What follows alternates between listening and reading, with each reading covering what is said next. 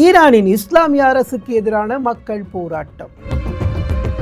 சில்மிசம் செய்யும் Donald Trump. India உட்பட உலக நாடுகளின் நிலைப்பாடு என்ன? புதிய வரியினால் அதிர்ந்து போன நாடுகள்.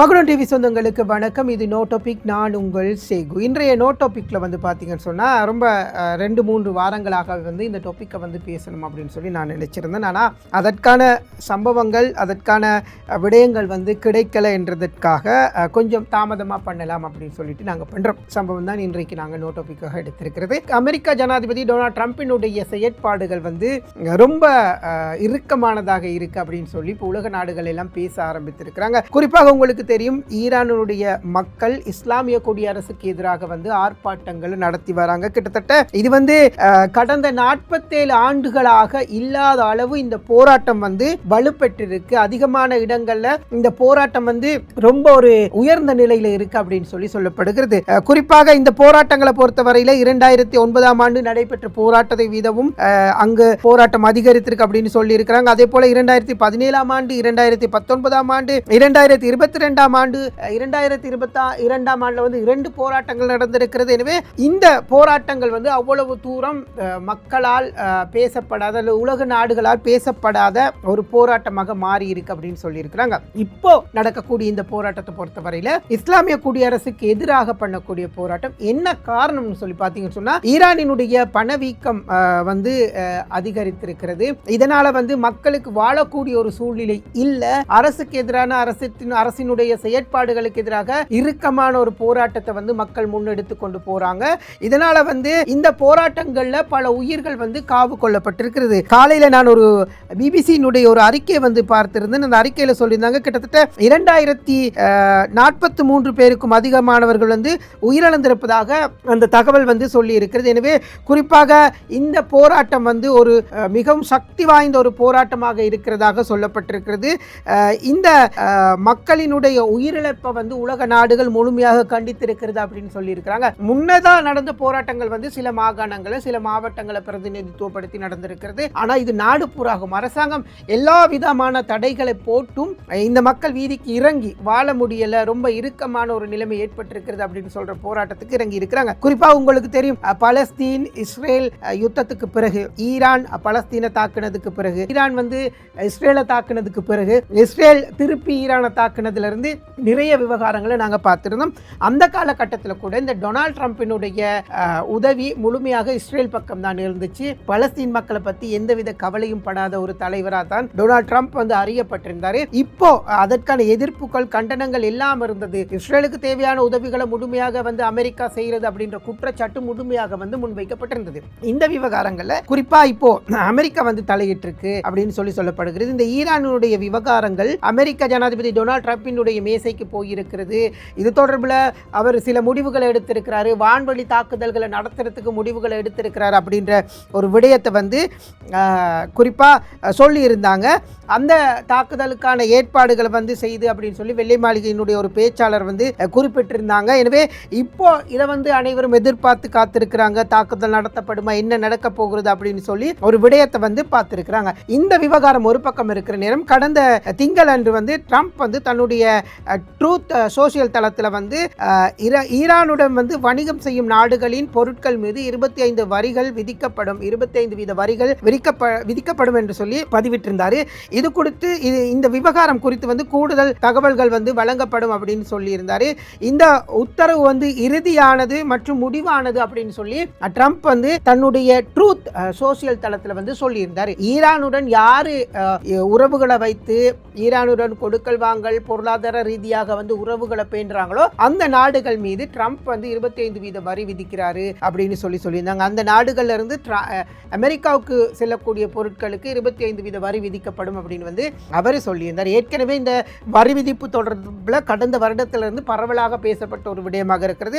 இலங்கைக்கு கூட இந்த வரி விதிப்புக்கு முகம் கொடுக்கப்பட்டிருந்தது. அதுக்கு பிறகு அது பேசி குறைக்கப்பட்டு இப்படி பல விஷயங்கள் பேசப்பட்டிருக்கிறது இந்த வரி விதிப்பு காரணமாக. இதனால அமெரிக்கா கடுமையான பொருளாதார தடைகளை வந்து ஈரான் மீது விதிச்சிருக்கிறதுனால நாணயத்தினுடைய வீழ்ச்சி கடுமையாக வந்திருக்கிறது, பணவீக்கம் எதிர்கொள்ளப்பட்டிருக்கிறது அப்படின்னு சொல்லப்பட்டிருக்கிறது. இதனால வந்து உணவுப் பொருட்களின் விலை 70% வரை உயர்ந்திருக்கிறதாக சொல்லப்பட்டிருக்கிறது. ஈரான்ல வந்து உணவுப் பொருட்களின் விலை வந்து 70% உயர்வடைந்திருக்கிறது.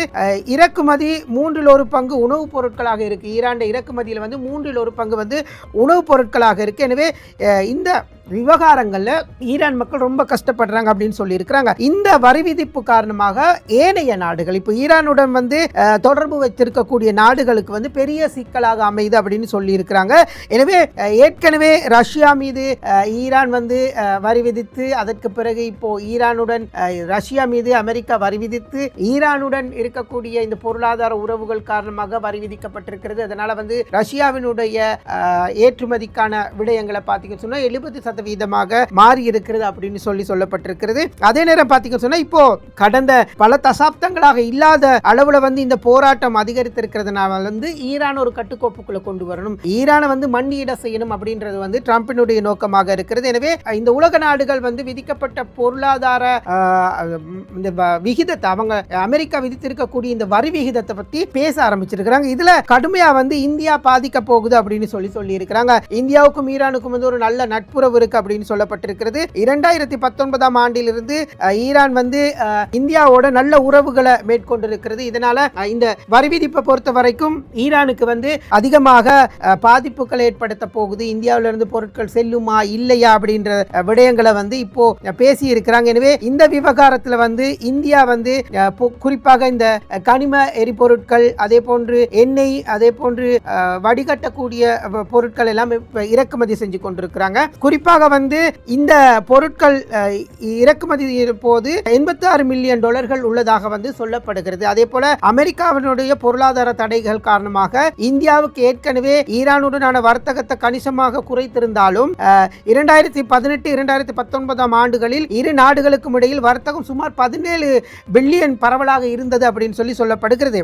ஆனால் பொருளாதார தடைகளுக்கு அடுத்தபடியாக வந்து இந்த நிதியாண்டுல, இந்த வரக்கூடிய நிதியாண்டுல வந்து $4.77 பில்லியன் குறைந்திருக்கிறது அப்படின்னு சொல்லப்படுகிறது. அதே போல 72% வர்த்தகம் நேரடியாக சரிந்திருக்கிறது அப்படின்னு சொல்லப்படுகிறது. 2025 ஆண்டுல வந்து $1.68 பில்லியன் இது குறைந்திருக்கு அப்படின்னு சொல்லப்படுகிறது.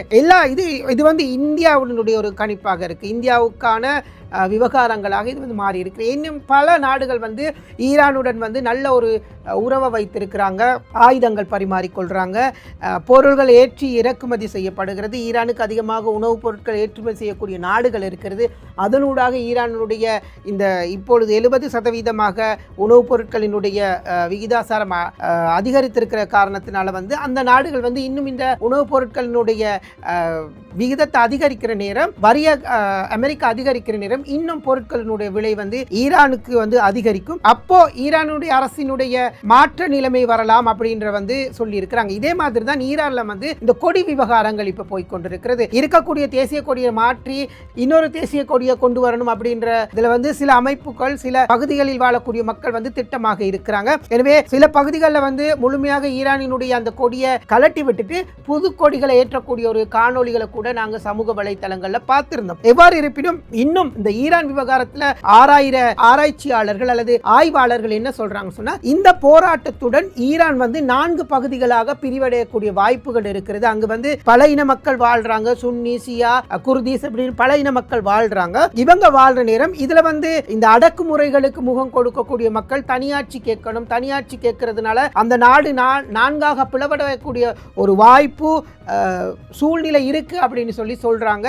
எவ்வாறு இருப்பினும் அமெரிக்கா வந்து தன்னுடைய முழுமையான, எப்போதுமே அமெரிக்கா ஈரான் மீது கண்ணை வைத்துக் கொண்டிருக்கிறது.